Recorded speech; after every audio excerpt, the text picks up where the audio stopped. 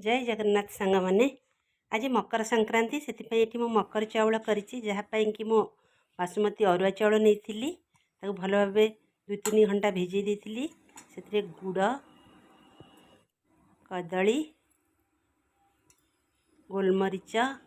गुजराती अदा छेचा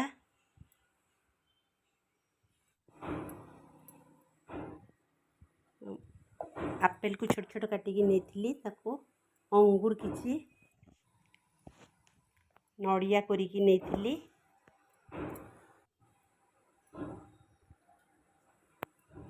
ऑरेंज डालिंब